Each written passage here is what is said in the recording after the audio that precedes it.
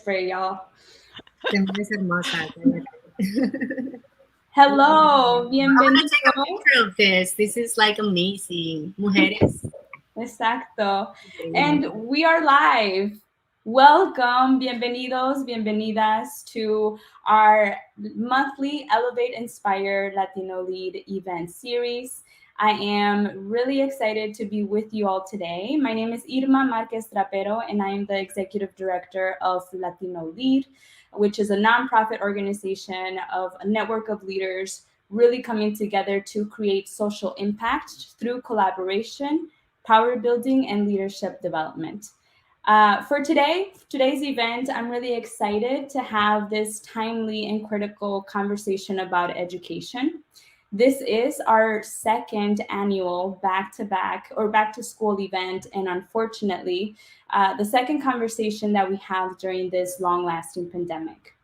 I know that many of you are still having questions about what this upcoming school year is going to be.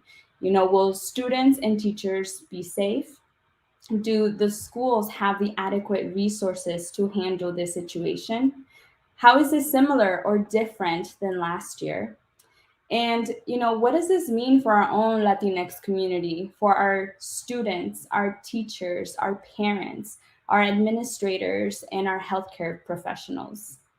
And with for that conversation, I am honored to have four amazing, talented mujeres who are change makers themselves within our own education system here in the state. We have Kim Ellison, who is the Minneapolis Public School Board Chair. We also have Adriana Cerrillo, who is a school board member and a Minneapolis Public School parent. We have Dr. Valentin, who is a professor of business and president and CEO of Valentin Consulting and a member of our Latino Lead NIP committee, which stands for Network Engagement and Event Planning Committee.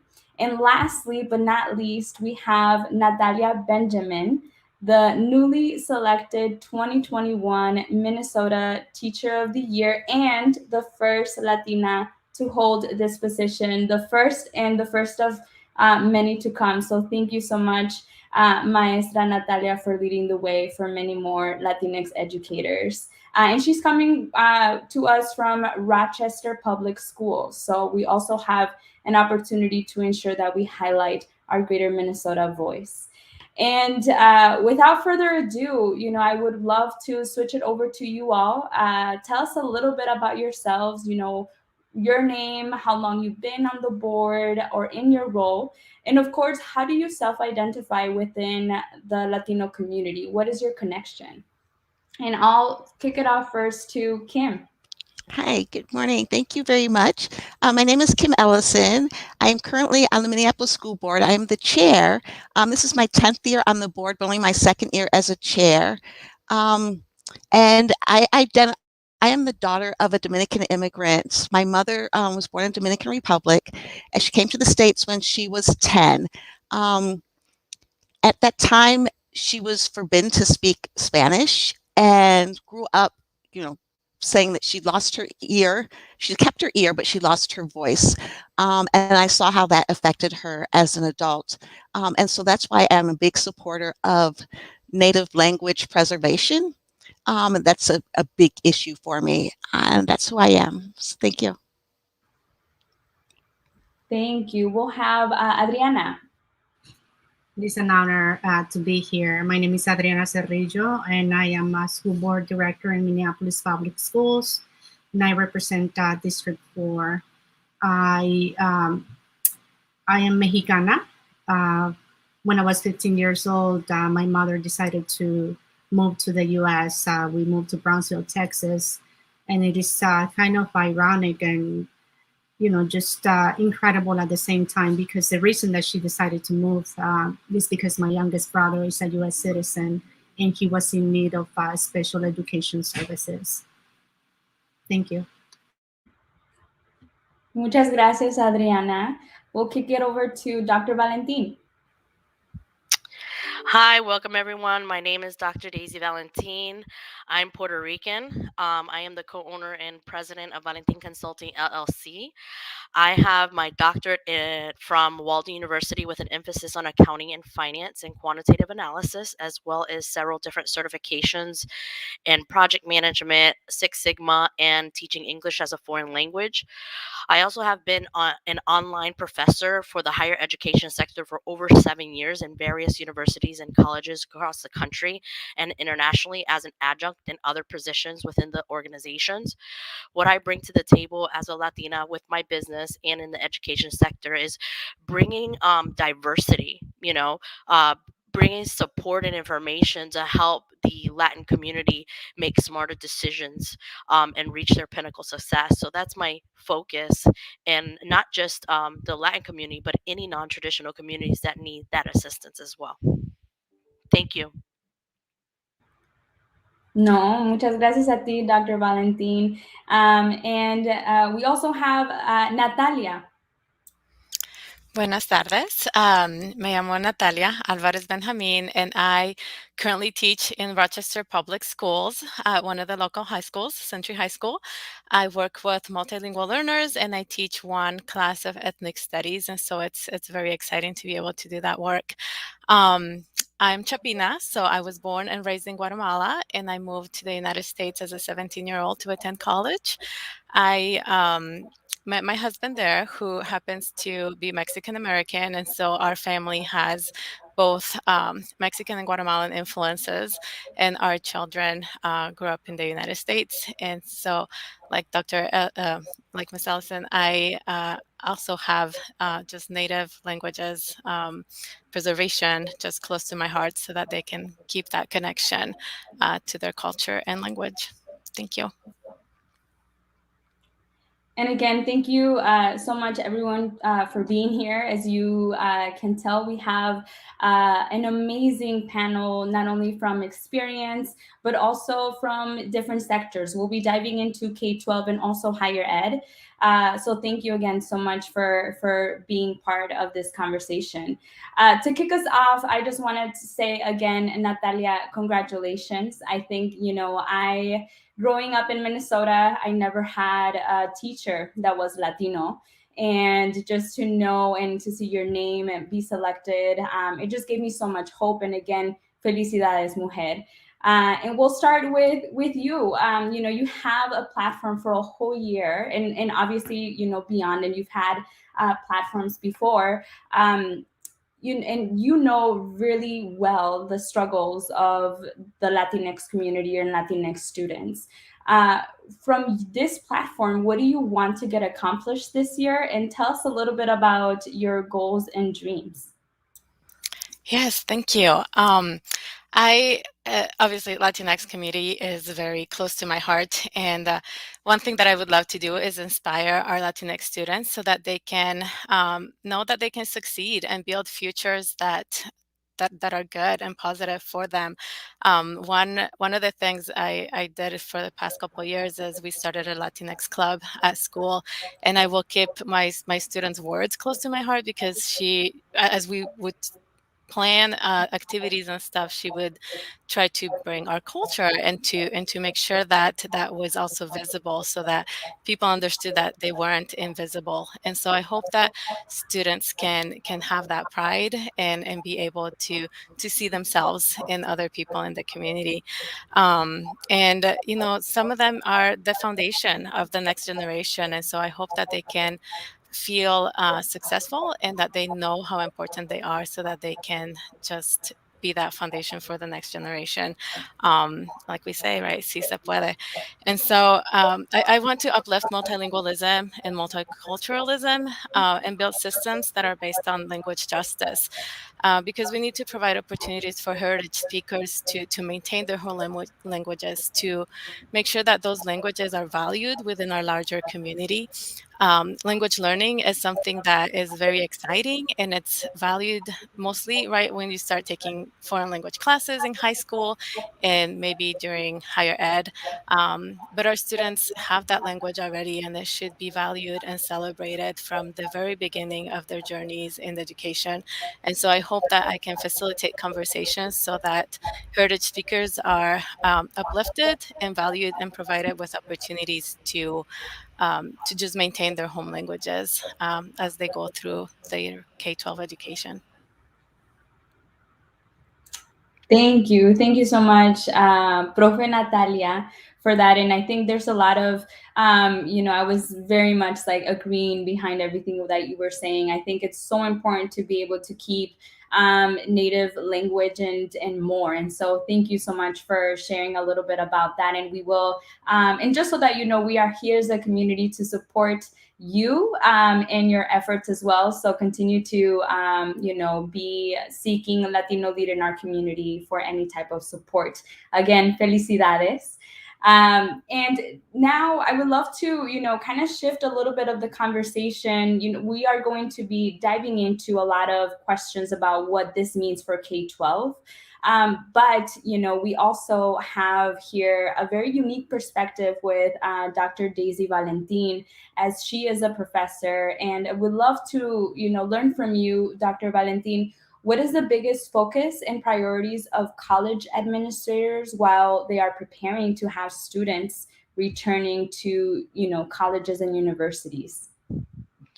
Well, thank you. My main concern right now, what I see with various universities and colleges, like I mentioned, since I work for several different sectors in different parts of the country, it has shifted, because of the pandemic, because of the resources and opportunities that students have to go to colleges.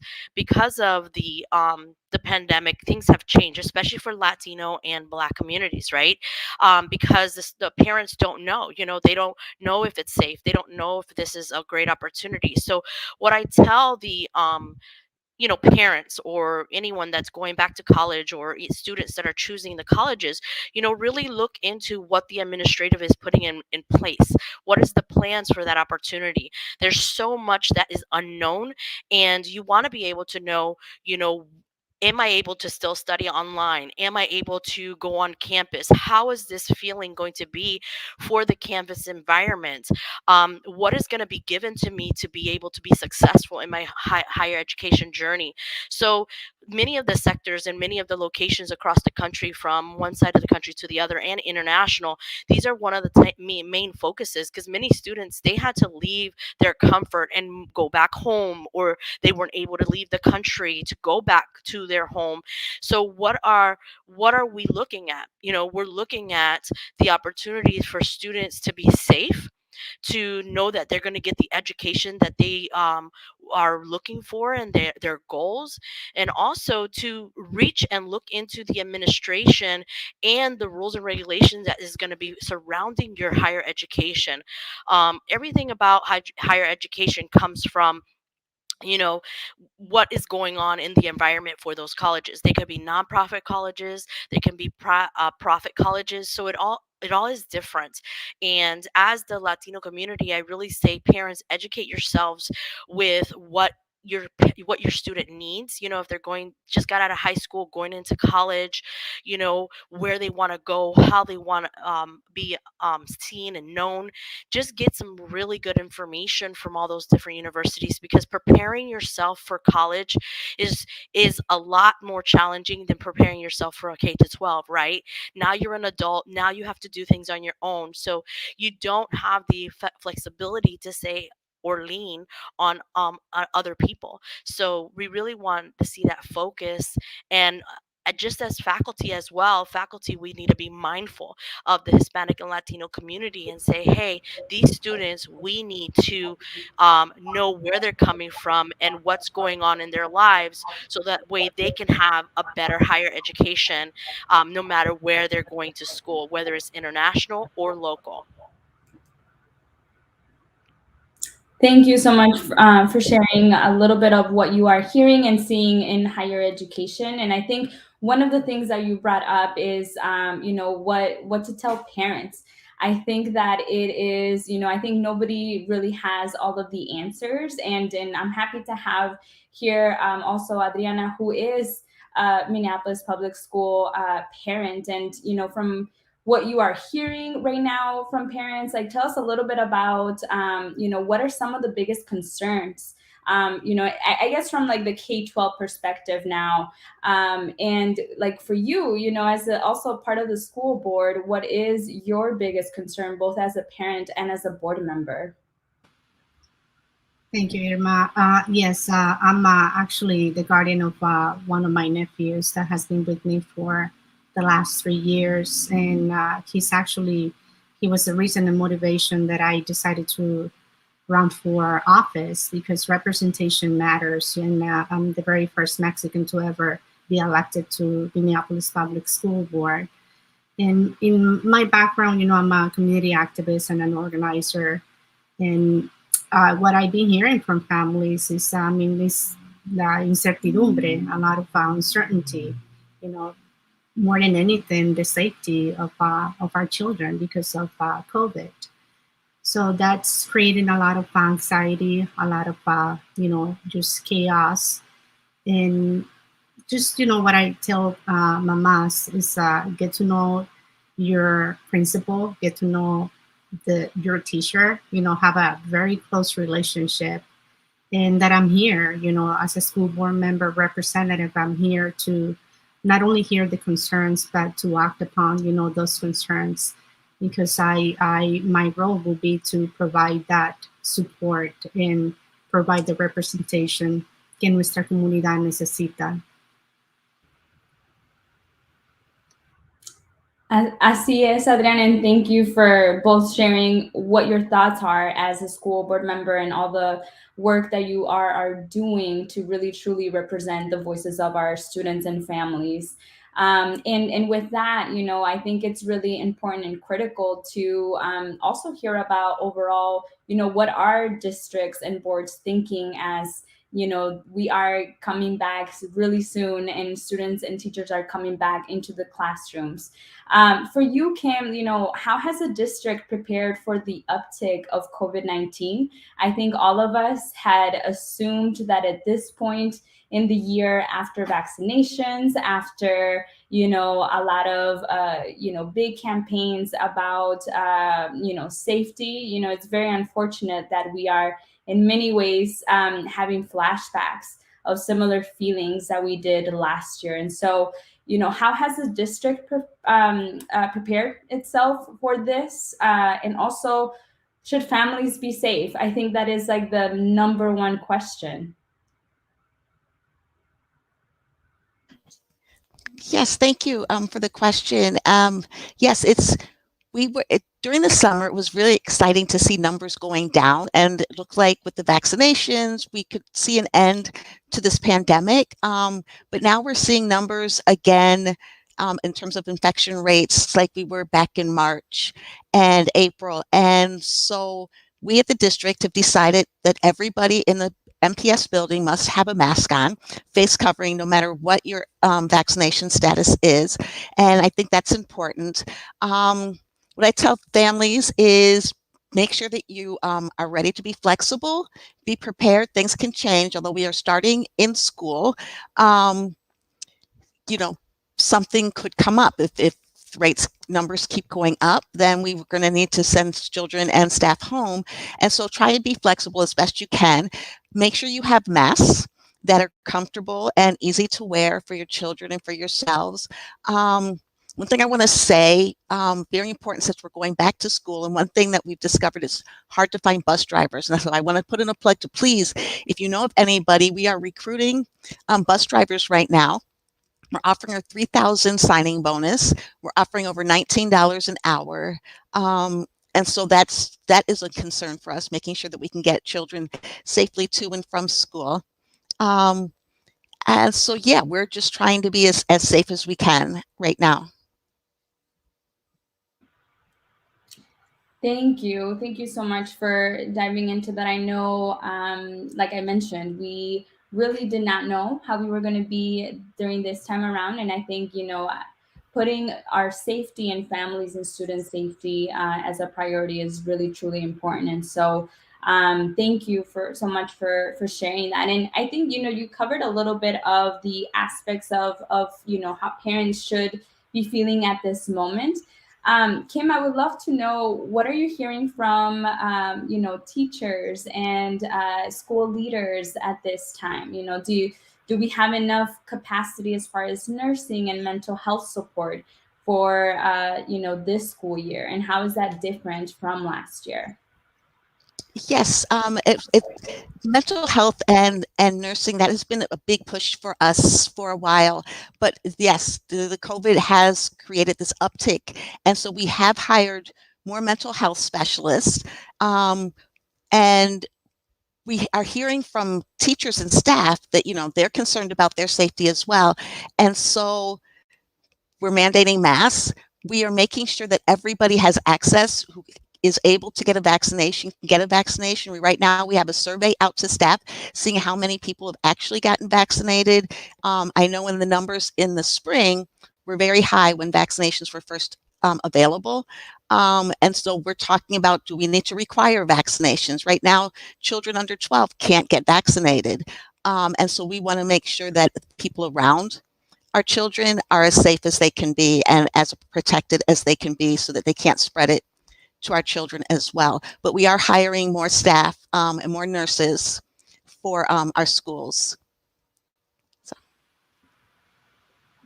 Can I follow up on that, Irma? Yes, And please we do. just voted to bring more therapists to our schools. So our schools are going to be equipped with therapists on site. And now, taking off my hat as a director, I can speak, as a parent.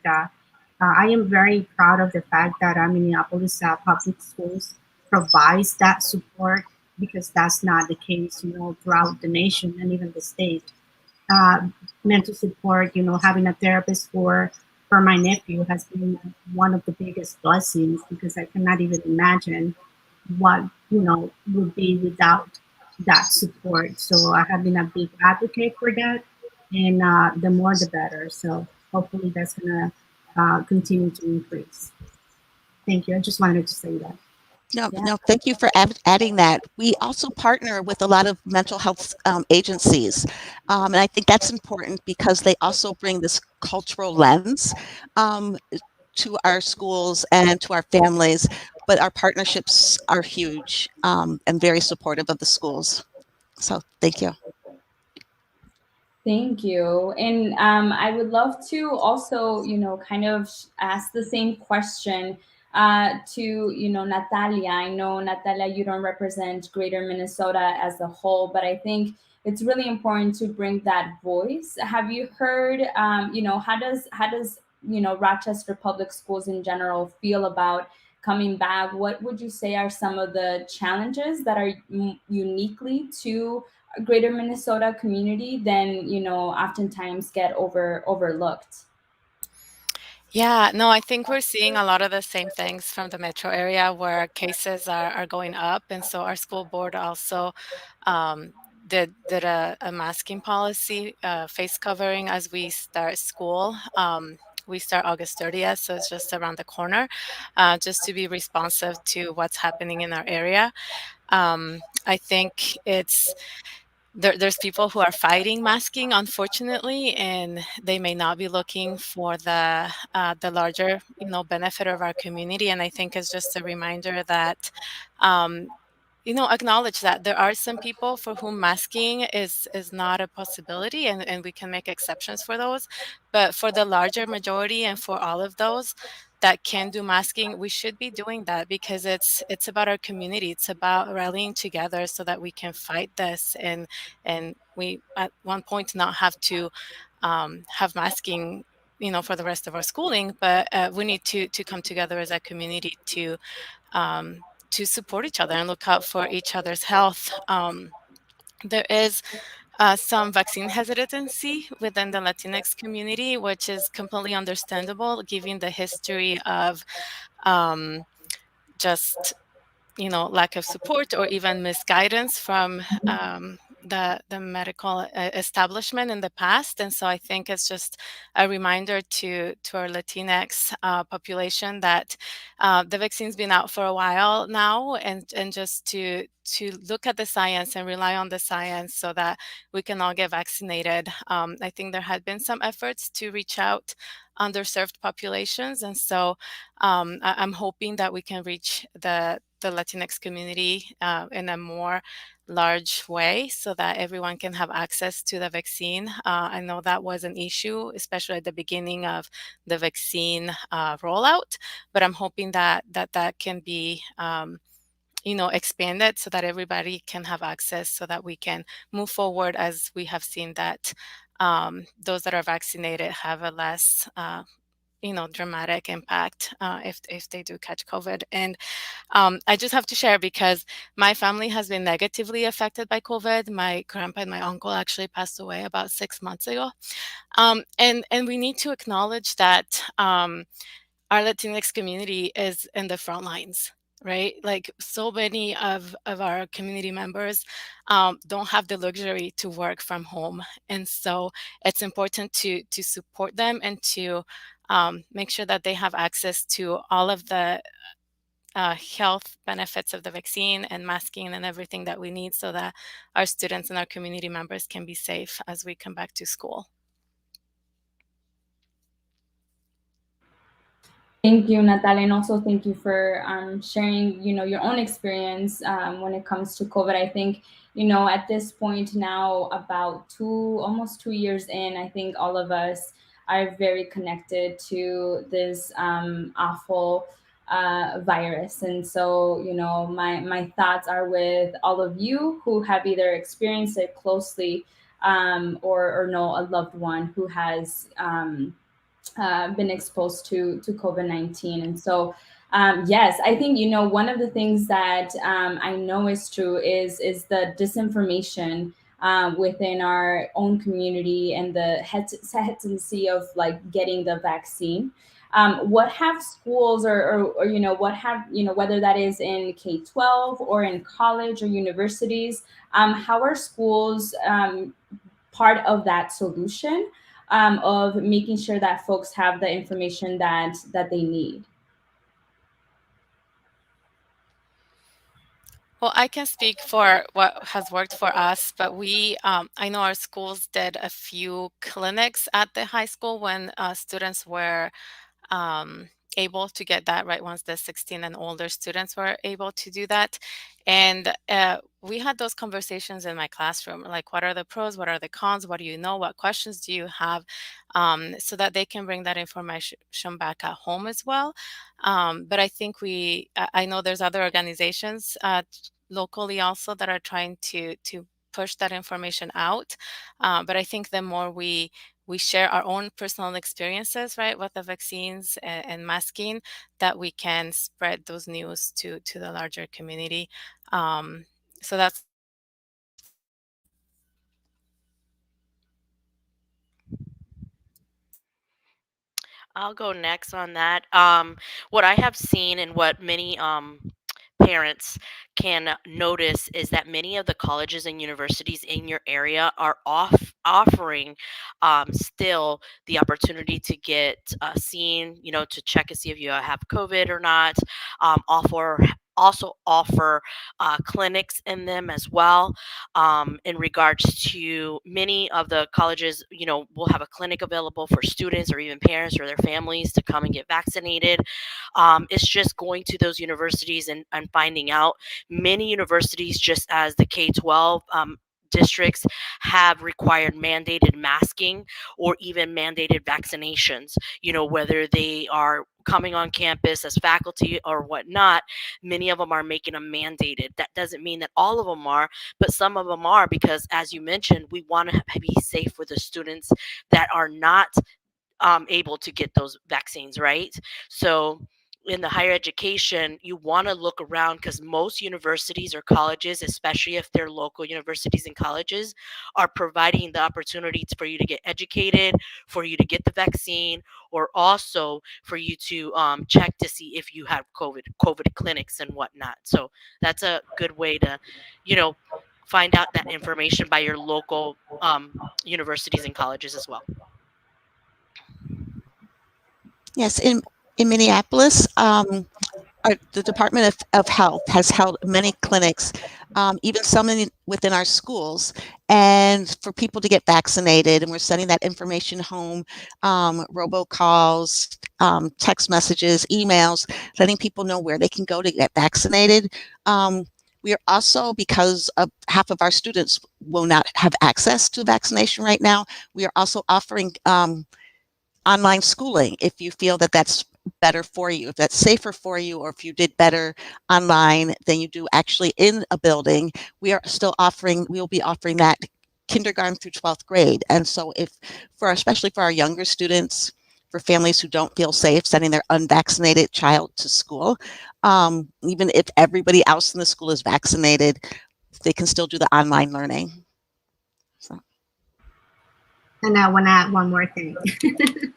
that line of communication is we are being very mindful that all the information comes to our families in our native tongue, whether that is Espanol, in Somali, or in Hmong, and that because we another thing that is just truly amazing is that we do have interpreters for every single school board meeting, and that we have allocated funding for that.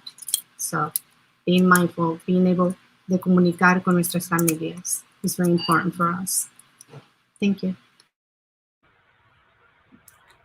Thank you. And I think one of the, questions that also come to mind as we're thinking about some different options that either families or students have, whether that is coming back in person or, as you mentioned, Kim, doing an online option as well.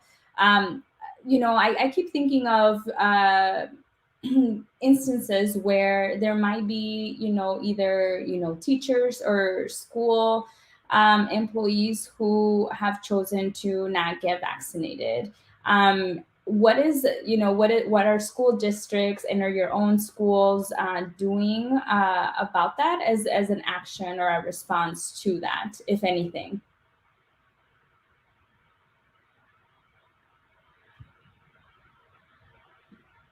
Well, I'll talk about that, but I'm just general. So I just want to be mindful of that. This is in general, in general when it comes to higher education. There are many higher education universities and colleges that are requiring, like I said, they're requiring or mandating people to be vaccinated or masked, and then if they're not doing it, then they are putting them on leave, which for me, in my position, I would be like, no, that's not fair, right? Because we should have a choice. But it all depends on how you're going to school. What is your education? Are you teaching online, or you're teaching on campus, or what are the rules and regulations that some of these universities are having? And they have the extensive background, right? They have that background to back up what's the reason behind it, and why we are seeing so many mandates and requirements for either staff, faculty, or even students returning back to a traditional setting. So I would really recommend that, especially, the Latin community, to really look into that and don't fall into that, um, you know, opportunity not to know what's going on. And you're correct. Adriana, they need to have this information in your native language. They need to have it so that people are aware of what's going on so they can make those choices. Well, if this school's doing this, then I don't think that's the best school for my son at this time or daughter, in the higher education sector. But that doesn't mean they can't still go. They can do it online. But we have to keep and reminders, not all students learn the same way. We had that gap, back in last year, when not many students, they have different learning styles, whether it's in K to 12 or higher education or even adult learners. So we need to have that information in our native language so that faculty, staff, students, whoever, are aware of what the rules and regulations and mandates are going to be, because you don't want people to lose pay. You don't want students to lose out on courses or classes or even in their program altogether. So I think that's really important for the community to be aware of.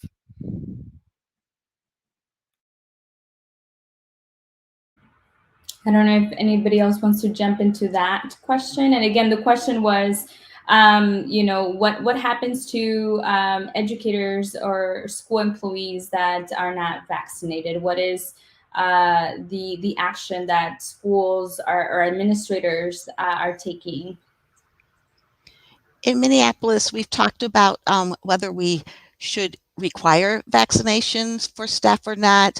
It's not a decision that we have done yet, but we're talking about, we are recommending that everyone get vaccinated. We have made sure that every staff member has access and every family member has access to a vaccination.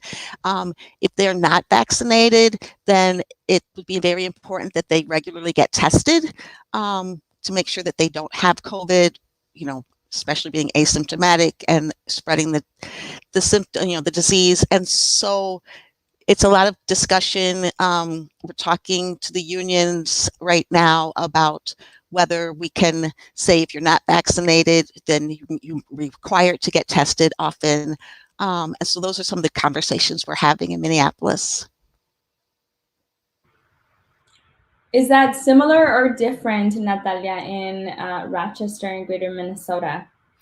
I think it's similar in Rochester. There isn't a requirement yet, but again, a lot of encouragements to get vaccinated, and that regular testing of COVID is also available for staff, so that we can keep on top of those things. So I think everyone's sort of looking for guidance and looking at what's best as we move forward. Thank you. I know a lot of things are still to be determined on that. So thank you for sharing that. It is a conversation that you're thinking about and planning for, and more to come for that. I want to shift gears a little bit and dive into, schooling has changed for this past almost 2 years, right? Like the notion of what we know school to be has been turned completely upside down. And with that, we know that there's a lot of achievement gaps that already were present prior to the pandemic, and a lot of our students did not have the same opportunities, and or virtual learning was really difficult, right? It's not the same for some students. And so how are you handling the achievement gap and the fact that it has increased over the past year and a half? And what are you proactively, doing? What actions are your school or you personally taking to ensure that we're ready to, as they say, get back on track, if that's even possible after, a global pandemic? But yeah, how are you thinking about making sure that our students don't lose more education than they already have? And this is for all of you. Sure. In Minneapolis, we offered a wide, many more offerings, opportunities during summer school, and we will continue that in our offerings after school. We're looking at out of school time. What can we offer for students after school during the summer? It's very important. Even at the beginning of the pandemic, we talked about this achievement gap. We had an achievement gap before the pandemic started. And then going into the pandemic, access to internet, whether you had devices or not. I mean, it fell along the same lines. And so it was harder for our students of color to even dive right into the distance learning right away, because they had to figure out how to get a device or how to share a device with their family members, their siblings, how to get online, and what does that look like. And so the federal government has offered monies. And so we were able to use some of the money that was given to us. I think it's the Elementary and Secondary School Emergency Relief Fund, we call ESSER. We were able to purchase hotspots for families that didn't have access to internet in their home. We got devices to make sure that every family had something to work on. And as we're going forward, like I said, we'll do summer school, expanded opportunities.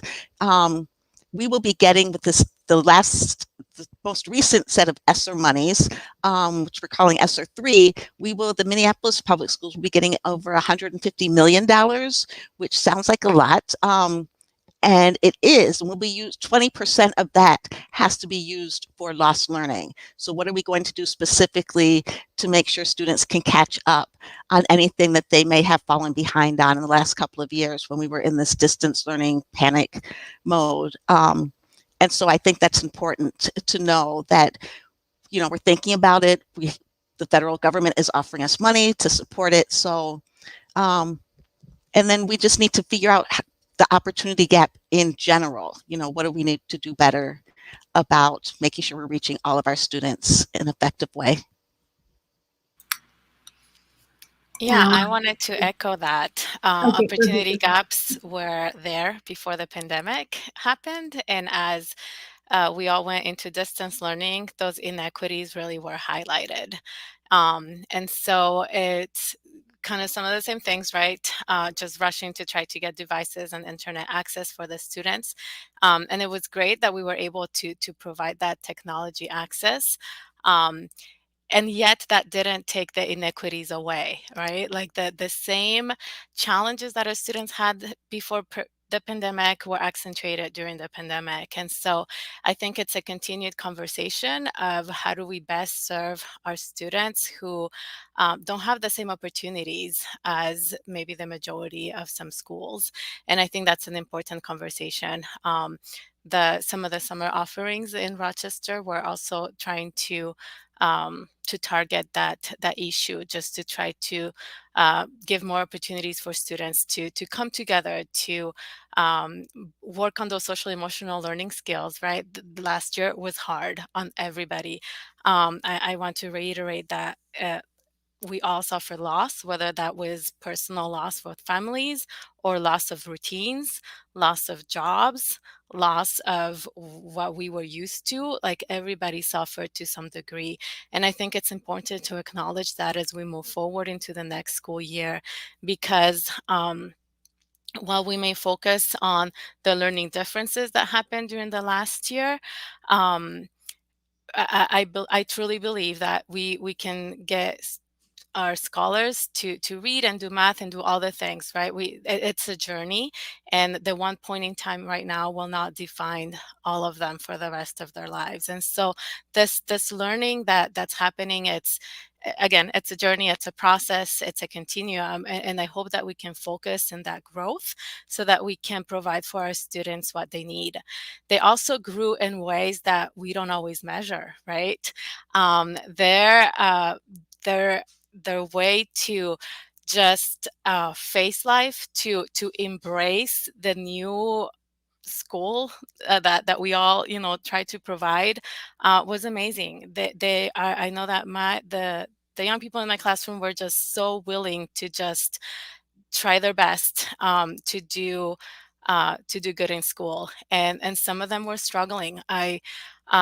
I tried to reach out to a particular young man who I hadn't seen for quite a long time, and when I was finally able to get a hold of him and talk to him, and looking at, well, what's going on, what's happening, like what's going on, his response was, "I'm trying, miss. I can't sleep at night. My mom has to go to work. I get up, I help my siblings to get on school, and I'm trying." Um, and that just, right, it just breaks your heart, because they are trying to do their best, and maybe their best right now wasn't turning in all of their assignments. And so looking at the bigger picture, I think it's important so that we can just provide our students with everything they deserve.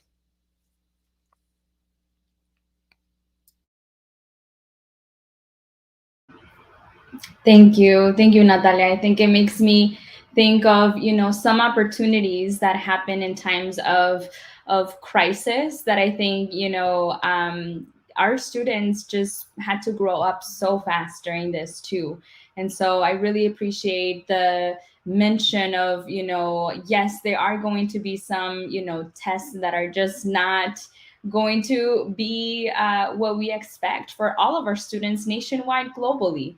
But I think it's really important to also highlight the different, the characters and the different other skills and talents that were built during this time. I don't know if you had something to share, Adriana. I saw you wanting to jump in a little bit.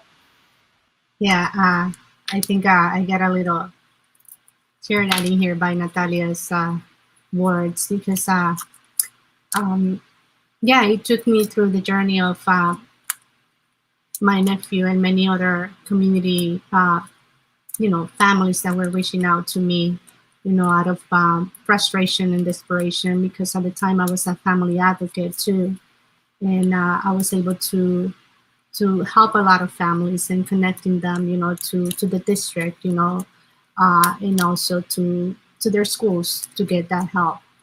But yes, it's been a journey. It's been a journey, and I really see my nephew also that has become very talented in many other different ways when it comes to technology, right? So there it is. But I wanted to mention also the fact that we're getting all this federal funding, but education has been underfunded for such a long time. And just like in our district in here, for special education and the ELL, our underfunding is $68 million, Kim, something like that, right? So when we talk about we're getting all this money, it shouldn't be that we forget the reality, the fact that we are underfunded, and that we cannot forget that, and we need to demand, the federal government and the state as well to fund education properly.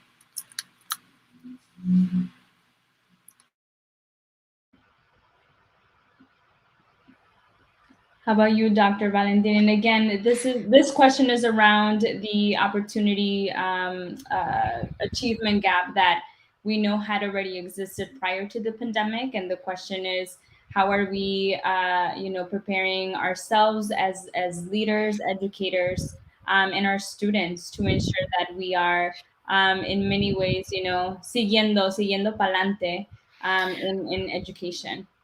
Definitely. One of the main focuses that I see is that we talk about the students, but we also have to talk about the faculty itself, right? The faculty and staff.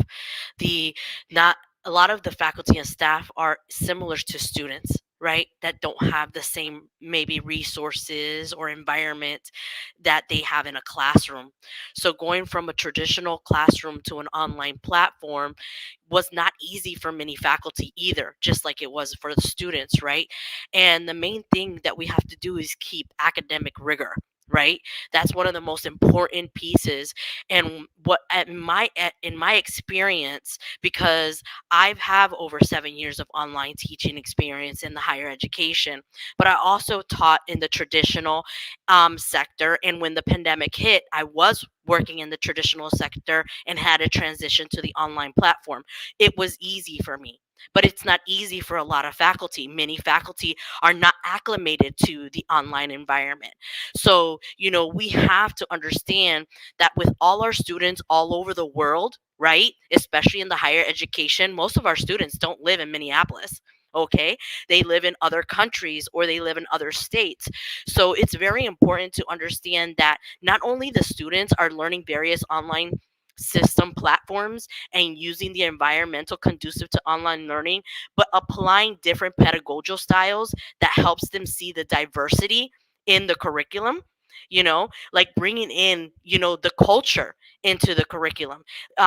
Even though I do business is global, right? Accounting is global, everything is global. So applying that into the curriculum, not only for students to learn in different styles, but also for faculty to acclimate that, you know so some of the things that I had to do, and Natalia, that hit me, because I had several students that, they were on spring break when this happened. Okay, they didn't expect not to come back to their dorms. They left all their stuff, all their books, all their, devices. How were they going to get back when there was a shutdown, right? Many of them were on vacation in places that weren't their homes. So, I had to be creative with my students, which most faculty are not creative. I had to use WhatsApp, I had to use Skype, I had to use Zoom, I had to use every different platform that was useful for a student to reach me through their cell phone because that's all they had. Okay, so helping your students motivate to be successful in their studies and applying their knowledge to the problems that they're dealing with in their lives that we went through, that helps that academic gap as well. It helps us to see where their academic gap is and apply it. But it's not just for students. It's also for faculty, staff, parents. We have to see that because, like you mentioned, I had to help my siblings before I could do my work. If that's an adult parent going to school and they have younger children that's doing online learning, and like you mentioned, many of them work outside the home, not in the home, you have to find ways to be creative, to bring a pedagogical style that is diverse, in their culture, but also bring their real life experiences and problems. And I did that with my class because I felt that it was important to adapt that into our classroom, especially with students that were really struggling. Accounting and math and finance is not easy to do on an online platform for an adult learner. Imagine a student that is younger, or parents that are not familiar with the material or not familiar with a platform. So I think it's really important to see that although there was many achievement gaps or academic gaps, I think we've learned from them because there was, like Natalia said, there was gaps prior to this pandemic. They just got opened up. And then by them opening up, now we can learn and apply more, especially in the online learning platform as well as traditional setting, because it's important to bring those. You got students that they couldn't have a camera on to listen to the lecture because they had so much going on around them.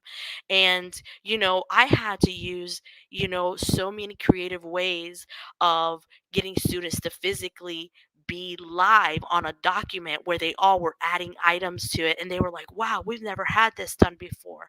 But it's important to do that. It's important to engage the students in every which way that you can, and not only the students but the faculty and parents as well.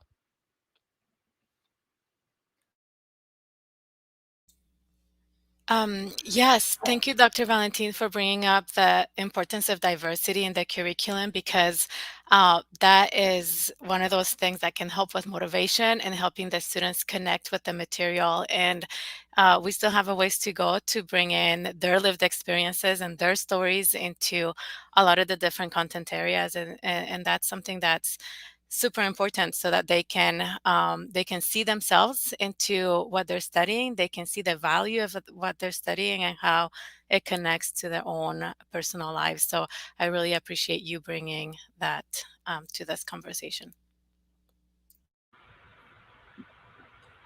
And we do have, thank you everyone for sharing some questions here live. We do have a question about from a parent. Are there any resources we can share with our community for families that are struggling with online education?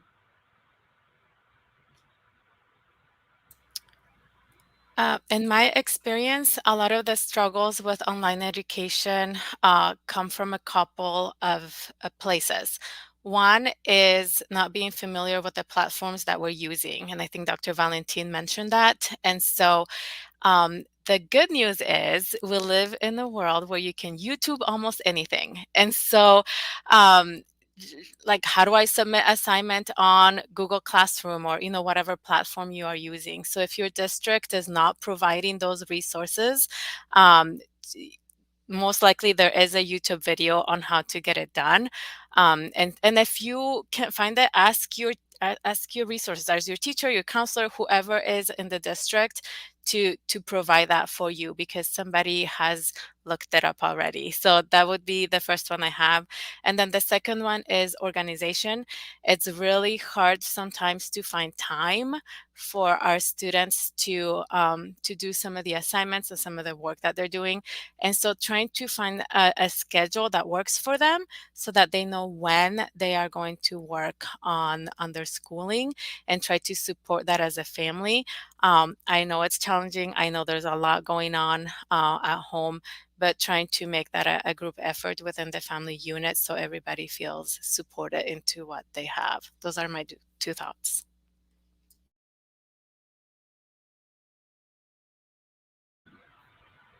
Does anybody want to add more to that?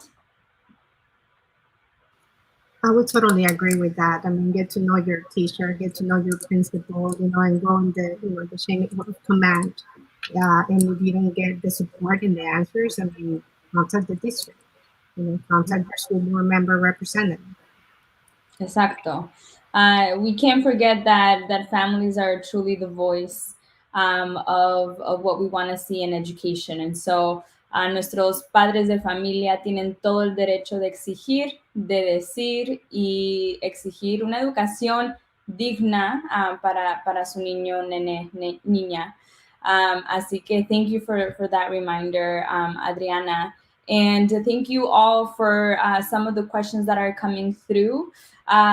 With the 5 minutes that we have left, if I'm not seeing any more questions here, I would love to, ask Natalia, as Teacher of the Year, you are representing teachers across the state of Minnesota. What are they saying about returning to the classroom? And you're also una maestra, an educator and leader. How are you feeling personally? Are you nervous? Are you excited? Are you fearful? And yeah, how would you overall summarize this return to school COVID part 2? Yes, I think all of it. We're all excited to be able to see, right, sometimes familiar faces and other times new faces in the classroom. And I think that that's always an exciting time in the fall, to be, a new beginning. Let's start again and let's build something awesome for the year. And so, yes, there's excitement, and then yes, apprehension, because right, okay, we have a plan. Is it going to be the same in 2 weeks? And we hope so. But it's been so much change last year. Like we started somewhere, then we had to switch gears and then go back and forth, and we know that's tricky for both educators and families. And so we are really just hoping for the best, and making sure that we are prepared as our scholars come back in. But yes, a little bit of apprehension and just cautious optimism, so that we can get what we need for our families and the staff members. Thank you so much for your honest. I think some of us have had the opportunity to be able to work from home, and I just think of the folks that are right in front and center, which is all of you. And so thank you so much for that. And we do have time for one more question from the audience. Thank you again for your engagement today. And the question is, has there been data released regarding the educational success rate of white students compared to Latino, Latina, Latinx students during the pandemic? Or would you say that's something that we'll see in years to come? I haven't seen any information yet, but I'm sure we have it. And when we look at our proficiency rates for students next year, I'm sure it will be highlighted in that data. So it's out there, and I'm sure we'll see it soon. In my experience, it all depends on the academic assessment surveys that they're presenting. So based on the university, the college, and the higher education, they will have that within their community, depending if they're a nonprofit or profit organization. So it's good, like we mentioned before, for parents to ask the administration to give you these resources or research it on their website. Many times they have this information available from surveys that they've done in reference to the academic success of the students throughout the year and comparing it to 2 or 3 years and moving forward. So it is happening. It's just not, it might not be publicly available, but it is being done. Yeah, and I would have to add, just because the assessment piece was so off this past year, not everybody participated. A lot of people opted out. And so the data that we'll get from last year will be interesting to look at. But I think graduation rates are coming out from last year, and those are being compared. I know Minnesota usually does a really nice document that highlights statewide the different racial outcomes for graduation rates and other testing, and so that should be coming out in the next few months. And like Natalia said, it could be inconclusive just because of the situation that we had last year. Not many people probably participated in the surveys, or not, there wasn't many opportunities for the survey to be realized.